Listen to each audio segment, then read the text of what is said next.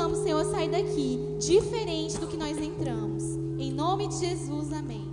Amém, glória a Deus. Jader? Jader, só um pouquinho de retorno, por favor. Boa noite.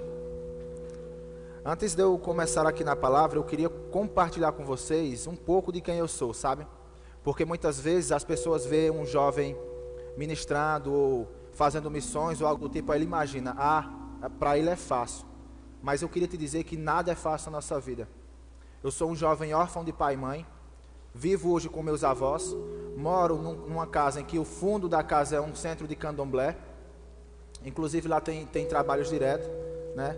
E quando Deus me chamou a fazer a obra, a me converter de fato, eu tive que enfrentar muitas coisas. A primeira era o preconceito dentro de casa, porque eu era a primeira pessoa que professava uma fé contrária em um ambiente em que as pessoas adoravam espíritos, a demônios, entendeu? Então foi algo muito radical a mudança. Isso fez com que algumas pessoas da minha própria família me discriminassem, falassem, dissessem, vai procurar a tua turma.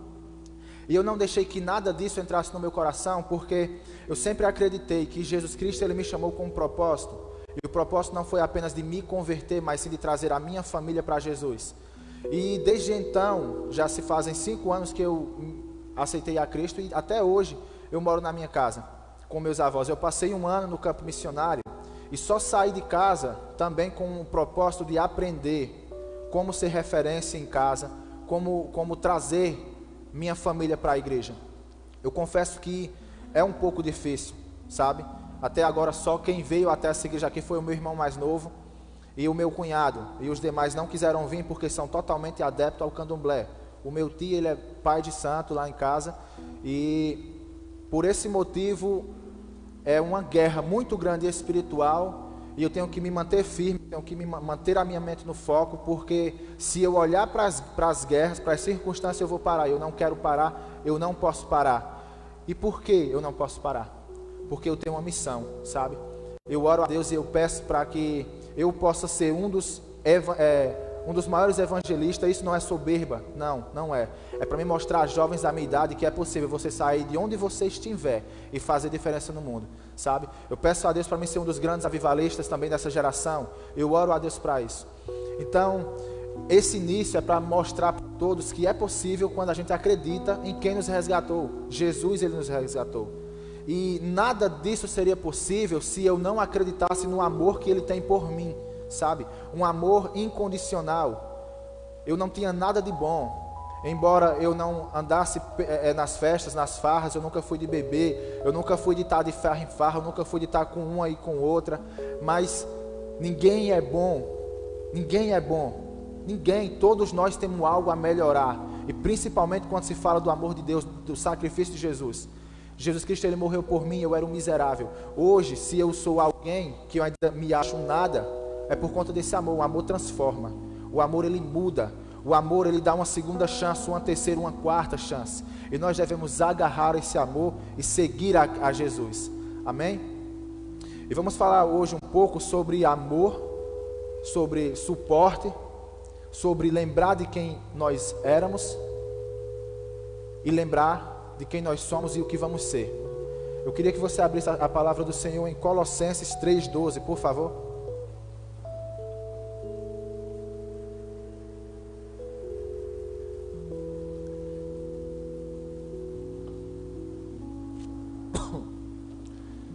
Colossenses 3,12.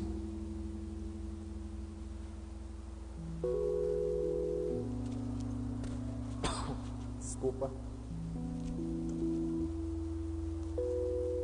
Amém? Glória a Deus. Revestivos, pois, como eleitos de Deus, santos e amados, de coração compassivo, de benignidade, de humildade, mansidão, longanimidade. No versículo 13: suportai-vos e perdoai-vos uns aos outros. Se alguém tiver queixa contra o outro, assim como o Senhor vos perdoou, assim vós fazei também. Desculpa, eu estou tossindo muito, sabe?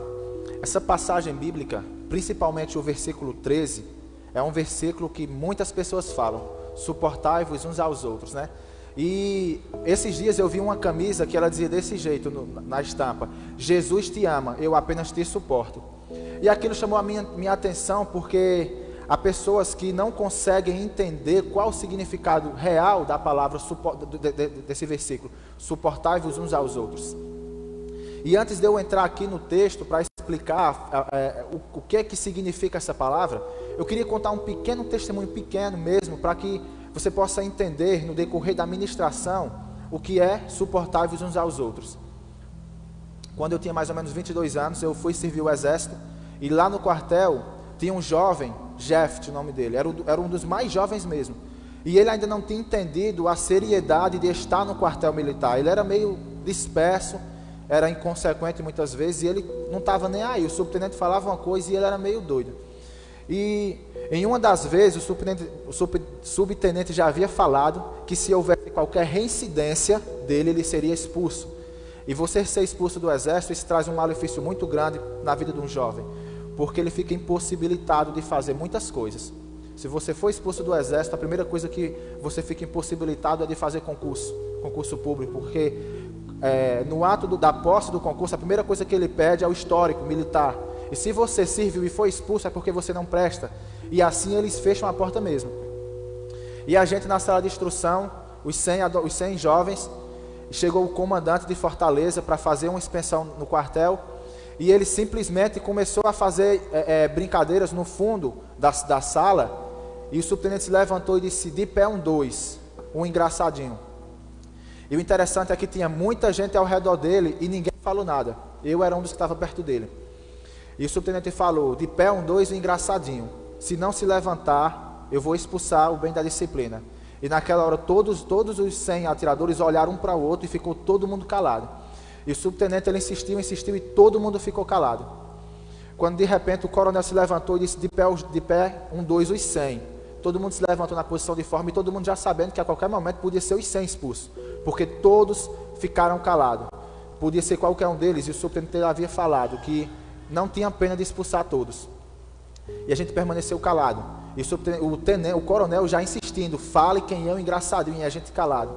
Aí de repente ele disse: olha, vai os 100 lá para o campo. Isso já ia dar mais ou menos 11 horas, 11h40, o sol rachando. Ele disse: os 100 vai rastejar aqui até o engraçadinho aparecer.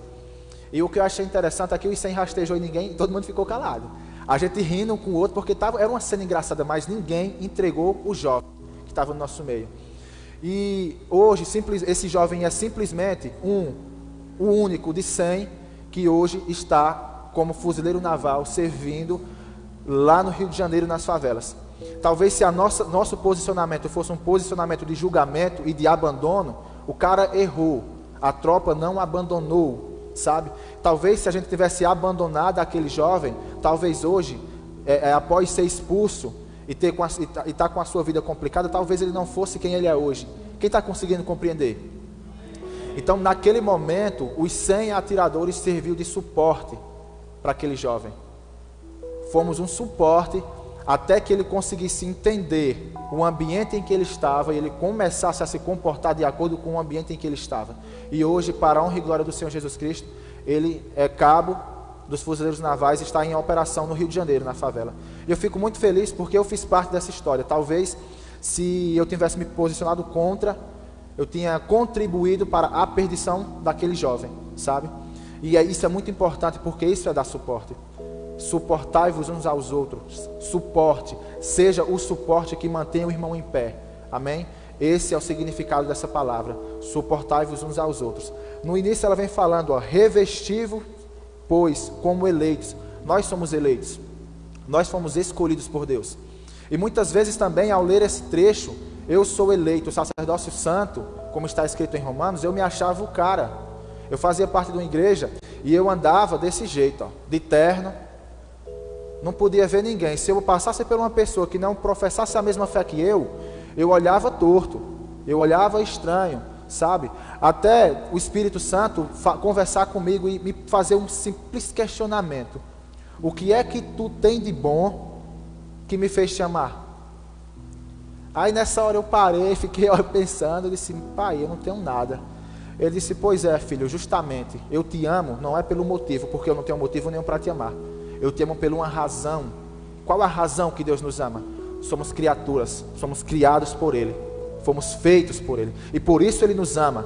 Mas não há nada que venhamos fazer que consiga atrair esse amor. Todos nós, não há nada que venhamos fazer que consiga atrair esse amor de Jesus, esse amor de Deus. E o interessante é que na passagem, no trecho, João 3,16, ali está escrito 2 tipos de amor. O amor comum. Deus amou o Espírito quem convence, é o Espírito que traz para perto, é o Espírito que nos faz querer Ele mesmo. E isso, amados, é muito interessante, porque quando estamos diante de algumas pessoas que não professam a mesma fé que nós, isso muitas vezes é um grande empecilho para ganhar aquela pessoa para Jesus, porque a gente já vai conversar com um ar de julgamento, com um ar de apontar os erros e os defeitos. É claro e evidente que Jesus, Ele nos apontou o que devemos mudar, sabe? Mas uma frase em que Cristo falou a mim, num culto lá no Mutirão, lá no João Cabral, eu estava ministrando e não estava ministrando, eu fui apenas para dar uma palavra de saudação, e tinha um presbítero, e ele se levantou para falar, e um culto de rua, muita gente, ele começou a falar raça de víbora, começou a xingar todo mundo, e naquela hora o meu coração começou a doer, e eu fiquei chorando. Por quê? Porque o Espírito Santo falou a mim: quem é vocês para julgar? Ei, quem é tu para julgar alguém? Sabe? Como foi que eu mudei a tua vida? Deus, Jesus, Ele me amou sem julgar, e com atitudes Ele me fez mudar. É assim que nós devemos mudar o mundo, sabe? Não é julgando, é com as nossas atitudes, sabe? Eu vou voltar um pouco. Se a minha atitude lá no exército tivesse sido contrária à que eu tive, qual era a cara que eu ia ter hoje para falar com o Jeff, se eu encontrasse com ele, um exemplo, nos vícios da droga? Qual era a cara que eu ia ter? Sabe? Seja suporte. E a primeira coisa que eu quero, primeiro ponto que eu quero deixar claro é que devemos nos revestir. A palavra de Deus nos mostra de humildade, que venhamos ser humildes cada vez mais. Humilde, sabe? Carregamos em nós o Espírito Santo de Deus, claro e evidente. A palavra nos mostra isso. Mas devemos ter humildade, porque Jesus, Ele foi humilde por você. Você e até mesmo eu não aceitamos a Cristo da noite para o dia, sabe? Alguém insistiu para você estar aqui hoje, não é verdade? Então devemos insistir nas pessoas.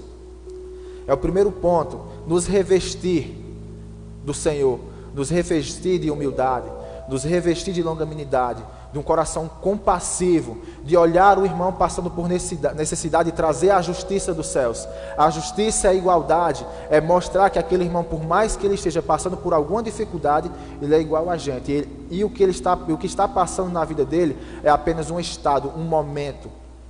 Se a gente colocar na nossa cabeça que não somos ninguém sem Cristo, as coisas elas vão começar a mudar. Muitas vezes a gente olha para as pessoas com um ar de superioridade. E eu pergunto a você, se o Espírito Santo de Deus sai da sua vida hoje, quem é você? E o que você deve ter é suporte para essas pessoas, sabe?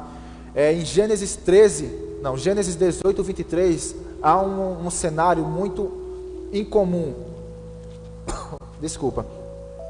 Abraão está passando por um momento em que Deus quer acabar com Sodoma e Gomorra, mas a promessa de Deus era para a descendência de Abraão, ou seja, Israel, não tinha nada a ver com Sodoma e Gomorra.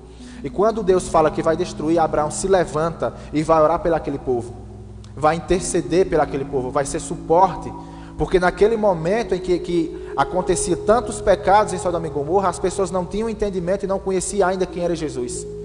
Então seja suporte até que essas pessoas passem a entender quem é Jesus. E em Êxodo 33, a gente encontra o mesmo cenário. Moisés intercedendo pelo povo, Deus dizendo: olha, eu não vou com eles. E Moisés vai ali, intercede pelo povo, dando um suporte, sabe? Quem foi o teu suporte quando você pensou em desistir? O Espírito Santo ou alguém nos enviou até a sua vida? Devemos ser suporte. O primeiro ponto, nos revestir de humildade. Segundo ponto, ser suporte. Devemos ser suportes. E o terceiro ponto é: devemos ser gratos por tudo que Deus fez na nossa vida. Porque muitas vezes, até quando eu sei que eu devo ministrar a palavra do Senhor e eu não ministro, isso é ingratidão. Isso é ingratidão. Deus, Ele te livrou do laço do pecado, Deus te tirou da lama, Deus mudou a tua história, e você vê pessoas passando por essa necessidade, e quando você não fala, isso é ingratidão. Isso é ingratidão. A palavra de Deus nos mostra em 2 Samuel 7, que rei Davi, quando ele estava passando por uma fase, eu acredito que uma fase sim de soberba, porque todos nós temos essa fase. A fase que nos achamos cara, a fase em que achamos que estamos tudo bem, não vou cair, sou santo, as coisas estão indo bem, minha empresa está crescendo, o cara. Aí Deus vai e fala, em 2 Samuel 7, lembra-te de onde eu te tirei, detrás das malhadas. A palavra de Deus nos mostra que Deus, Ele mesmo esquece os nossos pecados e joga no mar do esquecimento, não é verdade? Mas Deus, aqui está dizendo que Deus lembrou a Davi, lembra-te de onde eu te tirei. E quando a gente vamos para João 5:8, você consegue ver outro cenário, o próprio Jesus falando, levanta-te, toma o teu leito e anda. Você pode estar achando, é meio contraditório, se Deus esquece os nossos passados, por que é que Jesus está falando um negócio desse? Sabe para quê, irmãos? Para toda vez que aquele jovem, homem, que era aleijado, ele passar por algum lugar e ele olhar para outra pessoa aleijada, ele vai lembrar de onde ele saiu. E ele vai pensar, olha, tem jeito para tu. Tem jeito, vamos comigo que tem jeito, sabe? Porque se ele não pegasse o leito, ou se ele esquecesse de quem um dia ele foi, ele ia andar com a cabeça dele erguida, pisando em todo mundo, e a soberba ia tomar conta. Por isso Deus falou a rei Davi, lembra que eu te tirei lá de trás da malhada, do nada. E Jesus Cristo falou aqui em João 5:8, levanta-te, toma o teu leito e anda. Não é para você andar para frente olhando para trás, porque não tem condições. É para você andar para frente, lembrando de quem você foi, sabendo de quem você é hoje e tendo a convicção de quem você vai ser amanhã. Porque assim você vai carregar com você a cura para a alma, que é Jesus. Quando você vê alguém no vício das drogas, você vai lembrar, um dia eu estava desse jeito, espera aí, vamos comigo, irmão. E você vai levando esse irmão apontando Jesus. Amém? Essa deve ser a nossa atitude. Lembrar de quem você era. A gente cria um ar de, não, eu não posso falar com o irmão porque o irmão é viciado nas drogas. Desculpa. O irmão é viciado nas drogas. Eu não posso falar com aquele cara ali não porque ele vive num bar. Se você parar agora para analisar como era a sua vida antes, talvez você vivesse no vício das drogas. Talvez você vivesse também num bar. Talvez você vivesse num ato de prostituição. E hoje você está aqui. Mas por que é que você está aqui? Porque alguém teve esse amor pela sua vida. Alguém se desprendeu desse preconceito religioso e foi atrás de você, aonde você estava. Essa é que deve ser a nossa atitude, sabe? E por muito tempo eu vivi essa pseudo-santidade. Eu me achava o cara. Eu andava, como eu ia falar, com a minha gravata vermelha de obreiro e me sentia o cara. Passava pela rua, não falava com ninguém, nem com o povo de casa mesmo eu falava. Até quando Deus me fez essa pergunta, o que é que tu tem de bom que atrai o meu amor? Eu fui disse nada, pai. Ele disse, por que é que tu está impedindo outras pessoas de vir a mim? Porque é que com as tuas atitudes, tu está contribuindo não para o crescimento do reino dos céus, mas contribuindo para o crescimento do inferno, sabe? A igreja é um lugar familiar. A igreja não é um lugar para a gente discutir, para a gente brigar, não. Lugar de guerra é a rua. E quando eu falo guerra, eu não falo de guerra de carne, eu falo de guerra contra as trevas. Nós viemos para a igreja, nos enchemos do Espírito de Deus, temos comunhão e vamos para a rua guerrear com Satanás, cara a cara. Esse é o nosso papel. E muitas vezes a gente faz ao contrário. O contrário. Certa vez uma menina chegou e me disse, olha Rafael, o que você está falando não tem nada a ver com suportar-vos uns aos outros, porque Paulo brigou com Barnabé e se separaram. Aí eu fui e fiz a seguinte pergunta a ela, irmã, olha só o crescimento que houve naquela época, por causa da separação dos dois. E vamos ver também a maturidade dos dois. Nenhum saiu por aí falando mal um do outro. E a igreja tem se comportado dessa forma. Muitas vezes a gente briga, esquece do amor que Deus tem por nós e que mandou que a gente amasse, e sai por aí disseminando contenda, trazendo divisão. Esse não é o nosso papel. O nosso papel está aqui, ó. Suportáveis uns aos outros, se revista de humildade. Amém? E o quarto é lembrar do que Deus tem feito na nossa vida. Desculpa mais uma vez. Assim que eu aceitei Jesus, e minha vida toda, até o ano passado, até eu conhecer algumas pessoas que, graças a Deus, com muita insistência, foram tirando coisas da minha mente. Eu era o tipo de jovem que meu lema era: bandido bom é bandido morto. Eu queria entrar na polícia porque eu queria matar, eu não estava nem aí. Eu queria fazer justiça com as minhas mãos. Eu queria estar diante da sociedade, botando uma pistola .40 e dizendo: eu sou o cara, sabe?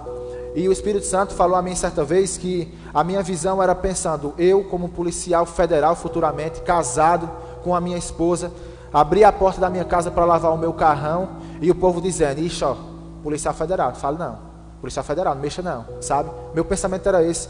E o Espírito Santo falou a mim que a autoridade que ele queria dar a mim vinha dos céus, a autoridade espiritual para pisar em serpentes e escorpiões, para determinar as coisas em nome de Cristo Jesus e as coisas acontecer, curar enfermos, libertar cativos. Esse era o projeto que Deus tinha para a minha vida. Mas meu pensamento pequeno era: não, eu quero ser o cara. Eu quero ser o cara, eu não estou nem aí não. É matar, os caras vêm mexer aqui em casa aqui, o bairro vai confiar em mim. E Deus tinha algo. Então, quando eu me dirigi a fazer o curso de capelania, eu fui com esse pensamento também. Não vou mentir. Assim que eu fiz o curso de capelania, que eu descobri que que um dos estágios era ir a um presídio, eu não quis ir não.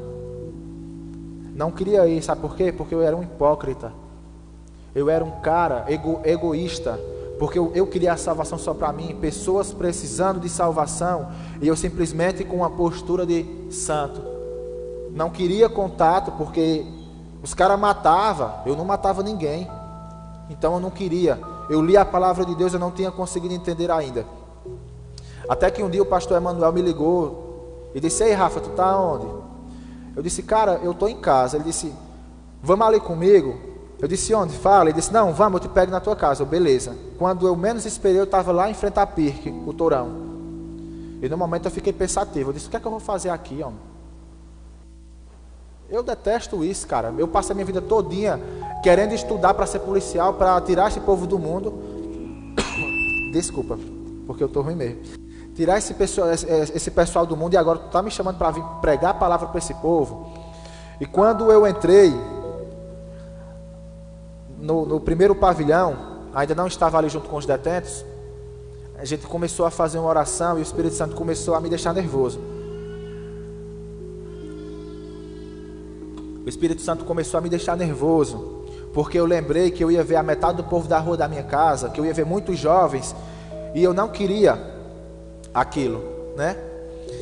E um pouco antes da gente entrar no pavilhão principal, o presbítero que estava com a gente lá, ele leu o seguinte versículo, ó, que está escrito em Hebreus 13:3. Lembrai-vos dos encarcerados, como se estivesses aprisionado com eles, e todos aqueles que sofrem maus tratos, como se vós pessoalmente estivessem sendo maltratados. E quando eu li isso, pouco tempo antes de entrar, eu me entristeci muito, porque em todo esse tempo eu carregava em mim a cura para a alma, Jesus. Eu carregava em mim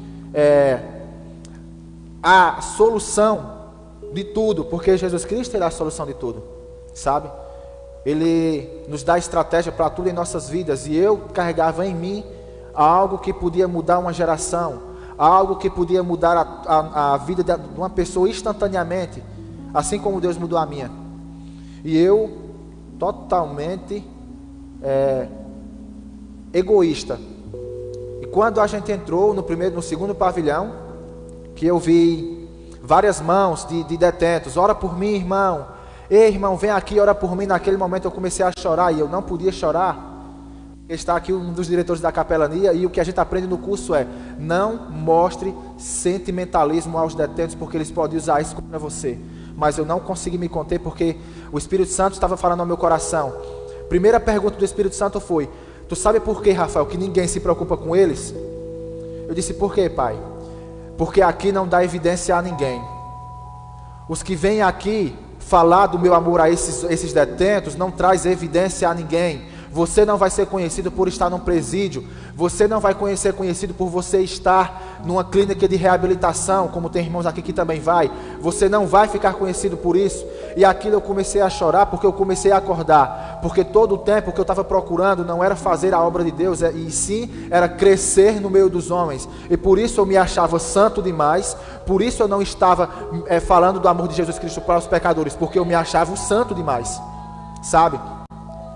E naquele momento, após ministrar a palavra com aqueles homens, após chorar muito tempo, eu vim para a igreja ainda e passei o sábado, o culto todo chorando aqui nessa igreja, porque eu entendia que eu estava errado. Você pode mudar a vida de milhões de pessoas com uma simples atitude sua, sabe?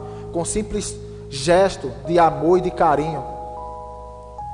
E vim para casa, chorei, e o Espírito Santo foi e falou a mim: filho, mas você pode reverter essa situação, sabe? A partir de hoje, seja humilde, vá realmente para o meio das prostitutas ministrar, reúna a igreja, as pessoas que estão na praça se prostituindo, bebendo, vá lá e fale do meu amor. E eu chamei uns jovens da igreja, e a gente foi para a Praça do Giradouro certa vez, e lá o grupo começou a orar, e eu fiquei meio inquieto, porque realmente eu sou inquieto. Não consegui falar muito tempo. Eu vi 3 jovens e eu pensei, a minha oportunidade, ministrar do amor de Deus para aquele povo ali, ó. Abandonei o grupo de oração e fui lá. Só que eu não imaginava que ali eram 3 desviados. Irmão, se tem coisa pior do que você converter alguém, difícil que eu estou falando, é você tentar converter alguém que já foi convertido e se feriu com a igreja, sabe? Os jovens, eles tinham tanta base para bater de frente comigo, que teve uma hora que eu disse, ó pai, se não for o senhor agora, eu paro por aqui, porque eu não aguento mais não. Já tinha esgotado, sabe, tudo que eu tinha estudado. E eu disse, pai, me dá uma estratégia, porque senão eu vou para casa e vamos passar vergonha. O Espírito Santo foi e falou desse jeito: não, só faz o seguinte, só pede perdão a eles. Peça perdão a eles e o resto deixa comigo. E naquele momento eu disse, sai com as mulheres dos outros. Não. O que eu estou querendo aqui afirmar a você, que o próprio Jesus, ele falou: aqueles que o Pai enviar a mim, de maneira nenhuma eu lançarei fora, sabe? E o que nós temos feito, lançado fora tudo aquilo que Deus enviou à igreja, com nossas atitudes.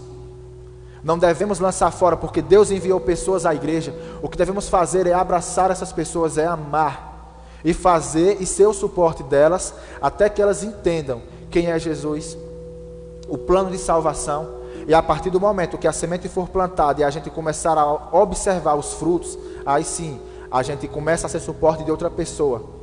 Amai-vos uns aos outros assim como eu vos amei. Não é uma motivação, não é um motivo. Deus não faz acepção de pessoas, porque se Deus fizesse acepção de pessoas, eu lhe garanto que eu não estava aqui. Lhe garanto, sabe?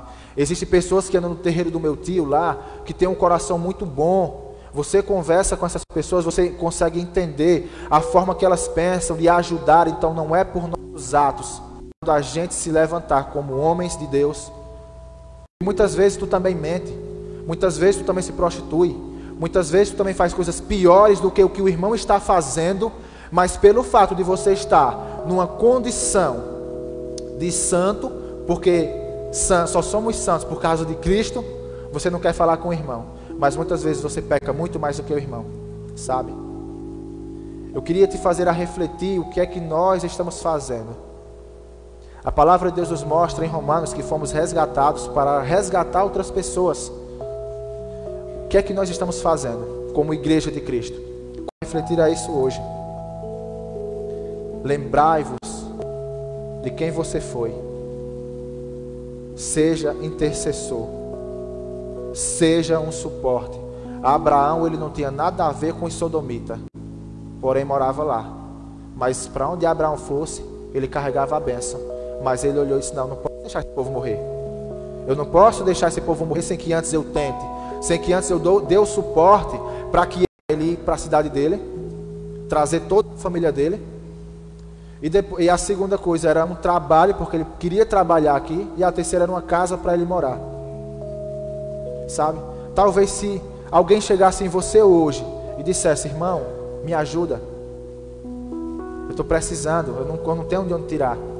Qual seria o seu pensamento na hora? Desculpa. E o presbítero não pensou duas vezes. Disse: olha, amanhã esteja aqui que eu vou trazer o dinheiro. E o presbítero, ele foi, mais ou menos R$500. Imagine você entregar 5 notas de 100 a um cara em que você encontrou ontem, usando droga, todo sujo. Ele entregou ali aquele dinheiro e disse: olha, quando você chegar, ligue para tal número, porque eu já consegui a casa e um emprego. E esse jovem voltou com a sua família e hoje está trabalhando na empresa onde ele falou e morando numa casa próximo à igreja, todo sujo, e quem visse ele naquele momento não acreditava que ele era o que ele estava dizendo que era. E eu e a Ariel, a gente ficamos pensando assim, e tudo o que ele queria também era uma passagem. Devemos começar a mudar a nossa mentalidade, sabe? Talvez você tenha um amigo que está caindo todo dia e você já abandonou. Você não vê mais solução. Mas lembra que tu também caía. Você um dia foi ferido pela igreja, não só pela igreja, mas por qualquer outra pessoa que tinha mais conhecimento da palavra que você. Para a gente orar, eu queria te convidar aqui à frente. Ou você que muitas vezes feriu pessoas com palavras, sabe? Talvez você também tenha ferido pessoas e hoje refletir nessa palavra, porque só o amor cura. Só o amor cura. Só o amor. Não é o que você venha fazer pelas pessoas. É o amor. Esvazie de si. A palavra de Deus nos mostra: aquele que quiser vir após mim, esvazie-se de si mesmo, pegue a sua cruz e me siga. Devemos nos esvaziar para seguir a Jesus. Ao passo em que você desceu as águas, você morreu, sua carne morreu, e você ressuscitou em espírito. E é esse espírito que tem que lhe conduzir, em nome de Jesus. Amém? Glória a Deus. Santo Deus, amado Pai, eu te peço por essas vidas, Deus, que o Senhor possa estar derramando o teu bálsamo sobre nós, Pai, para que venha trazer cura sobre a nossa alma, sobre os nossos corações, Deus. Eu te peço, envia o teu Espírito, Pai, sobre cada casa, sobre cada teto, Deus. Nos visita essa noite, Pai. Nos incomoda na madrugada para que a gente venha orar, Jesus. Deus, em nome do Pai. Esse lugar, Tu és real. Que o Senhor possa estar dando sobre a tua vida com poder e autoridade. Que você seja cheio de amor, que transborda amor sobre a tua vida. Vou entregar totalmente. Que a tua boca venha proferir palavras de bênção sobre as vidas em nome de Jesus. Seja cheio de Deus em nome de Jesus. Teu toque abriu os olhos do meu coração. Santo Deus, amado Pai, abençoa esta família, Pai. E os teus ouvidos ao meu clamor.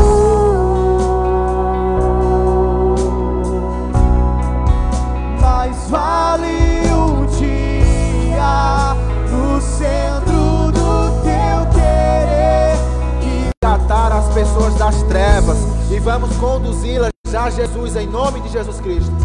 Vamos parar dessa mente pequena e vamos estabelecer o reino dos céus nesse lugar. Em nome de Jesus. Vamos ministrar a palavra do Senhor. Vamos falar do amor de Cristo. Vamos evangelizar. Vamos passar o dia louvando ao Senhor para que esse amor alcance as pessoas. Em nome de Jesus. Que você possa ser enviado para casa sendo luz. Em nome de Jesus Cristo. Canta comigo em nome de Jesus. Se eu me humilhar, Tu és minha fonte, minha colheita, minha herança. Se eu me humilhar, diante do teu altar e sacrificar.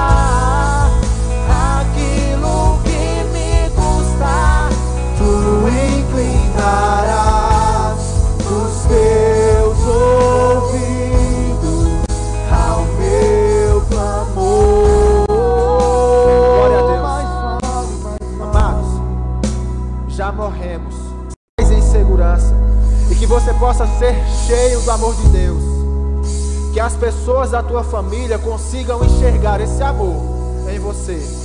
Que as pessoas consigam enxergar que a sua vida seja um altar. Que a sua vida seja um altar. Que a sua vida seja